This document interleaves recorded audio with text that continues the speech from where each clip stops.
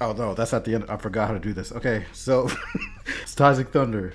We heavy side questing today because your boy got a new setup.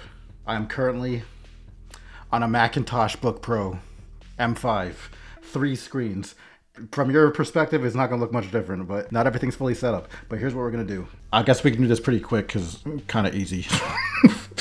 Not to be pessimistic, but who will win a world title or WWE World title in their careers that hasn't won one yet? So if you look at here, this guy's made a tier list. These are all the people who have won it before. So your only options are from here downwards. R-Truth? No. Shinsuke, the times where they could have done it with him, they didn't. They're not going to do it now. LA Knight, I'm leaning towards no, but it feels like I got to see how this next Money in the Bank happens. I already knew he wasn't winning this King of the Ring. If this Money in the Bank passes and he doesn't win it there either, they're 100% not, and this guy needs to leave as soon as his contract is up. If he re-signs, he deserves everything that happens to him. That's all I'm going to say about that. Tamatonga, no. Sami Zayn, I think it's possible because of the Saudi factor. Penta, I'm going to say no. Royce Keys, I'm also going to say no because Obafemi exists. And again, this isn't what I think or what I want. This is how I think WWE is going to treat the person. Matt Cardona, no. Jimmy Uso, I shouldn't even have to explain this, but the fact that they see Jey Uso way better than him and they still giving this guy nothing, no. Rusev, no. Chad Gable, world title, no. Joe Hendry, no. Gargano, no. Bronson Reed, maybe. This is possible. It probably won't be the W belt because that's the gate-kept one. So if anything, it's going to be the World Heavyweight Championship that Roman Reigns is currently holding at the time of this video. Montez Ford, I'm going to say no.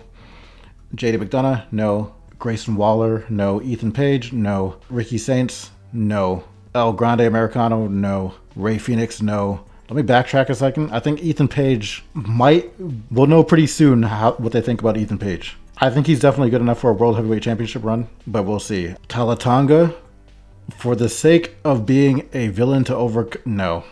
Even then.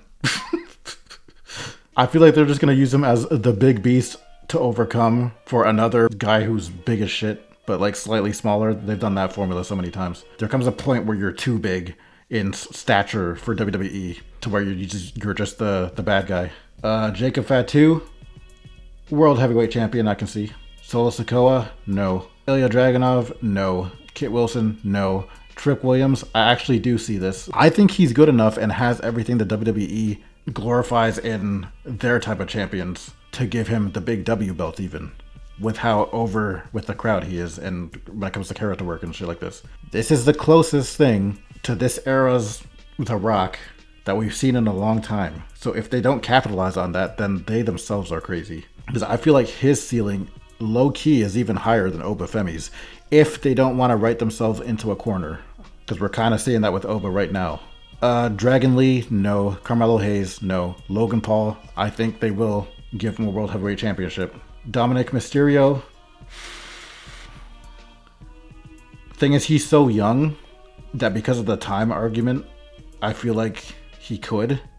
But by the time they do it, I don't think there might not be the storyline there for it. Like, are they still going to like leverage Eddie or Ray by that time? And it also depends on if he decides to like bulk up or whatever. Not that matters too much.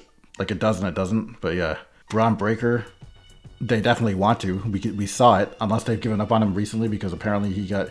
Okay, at the time of this video, I heard he got injured again, but then I just saw him again. So now I don't know. Anyhow, I think yes for Braun Breaker, world title. Austin Theory, no. Obafemi, yes. Javon Evans, again, super young, so it's hard to tell. Assuming, let's say for both these guys, for Dominic and Javon Evans, in a world where they don't change anything about what they're doing right now, and they just end up getting older, but kind of staying the same, then I don't think they do it. Dominic has a better chance because of like storyline links that they could use and finesse. Javon, I think they're perfectly content with using him as like the highlight maker of a match. Kind of like a Kofi, like how they were looking at Kofi Kingston for a little bit, where his whole thing was the Rumble, farming clips essentially. They ended up giving him a world title eventually. But now that that's done, because what everybody made that a thing as far as like first black champion and stuff like that. Now other people were arguing like, is it The Rock or is it not The Rock? All the other people that tried to argue like Mark Henry and stuff, nobody's talking about that title. The argument has always been about the big W belt. But I guess in the context of this tier list, the World Heavyweight Championship is on the table. Again, do I think he's like, I'm not saying that he's not good enough for one. I'm just saying the way how Gate kept the big W belt is, it feels like that one's almost completely off the table for damn near enough for everybody. So the World Heavyweight Championship is the only chance, it seems, for a lot of people. That being said, with the pool so big and only basically 1.5 titles on the line, I feel like it could easily escape him. Unless he does something super crazy to stand out that I'm not thinking of, that would also get the attention of them to want to do it. I won't say he doesn't have character, because he has character. What was that meme? Exaggerated swagger of a black teen or whatever. The way he leaps off of rooftops and flips backwards to face the camera before falling into a headfirst dive is just full of the exaggerated swagger of a black teen. It gives me goosebumps every time he does it. That's kind of his character, low key. But when he gets older, that can't still be his character. So it's going to depend on what he morphs into as he grows with the company, if he's still in the company. So it's hard to say for Javon. And I think he's going to have to do a Swerve Strickland and bulk up a little bit if he wants the attention. If the WWE still thinks like that, which it seems like they do, where like you have to be a certain size. He's got the height for it, so that's not a problem. Dominic Mysterio's pretty tall too. It's just that, like in a world of bodybuilders or whatever, they look like normal people. Like, put it this way, what would you rather? Because they already do this in the women's division, where they will finesse height as size and like powerhouseness. Like they'll put Becky Lynch in front of Bianca Belair and act like that's the same thing because they're the same height. When Bianca would, I'm not even gonna, basically, let me put it this way. As it stands right now, visually speaking, what would look better to you?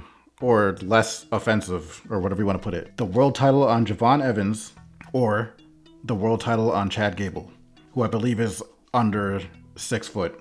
I think Chad Gable is like just basically like an average height man. But in the world of wrestling, average height is kind of like, it's wrestling short. So Javon passes the height test, but doesn't have the size, the bulkiness. But Chad Gable does not pass the height test, but he's got the bulk test.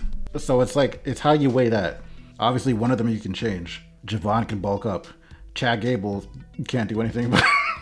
I mean, you can. Nowadays, people, they're doing that thing where you break your knees and then put stilts in or whatever to gain like 4 inches of height or some shit for the people who are super insecure, I guess. People calling it the man BBL, which makes 0 sense. But anyways, whatever. That's apparently a thing. And then you can't walk for like a year. You got to rehab or some shit. Walk on crutches until you learn how to walk again. And then suddenly you got long legs, but your arms are T-Rex looking, whatever. But yeah, that's what I think is going on with this.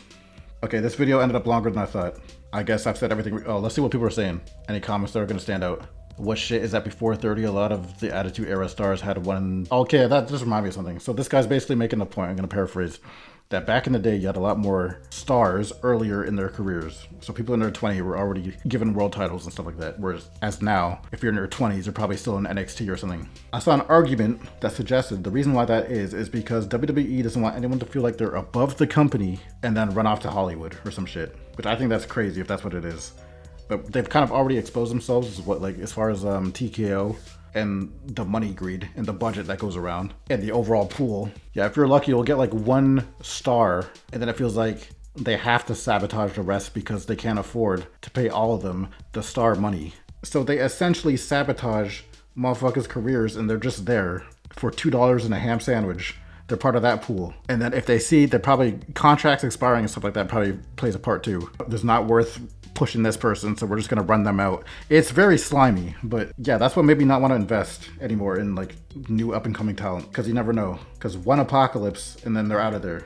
So it's like, why even invest in them that early as far as like emotionally as a fan or psychologically? Anyway, I'm not gonna go into all that. Only locked in future champs are Oba, Dominic, and Braun. Several others have potential, but it's too soon to call. I do believe Sami Zayn has a good chance of getting a reign one day, especially if he sticks around until he retires. But it truly is surprising and well disappointing Nakamura never won a world title. I agree. This guy's trying to argue that they gave it to Kofi, but that was Vince McMahon era. We can't even think like that anymore. Ridiculous, no charisma Gunther has more world title reigns than Kevin Owens. Also, another thing, Vince did take more risks. Triple safe out here is so egregious with this shit. It's actually showing more now than ever. What do you people think? Does anybody on this list stand out to you that could do it? Or am I just dooming again? Doom and gloom? Let me know in the comments. We out of here.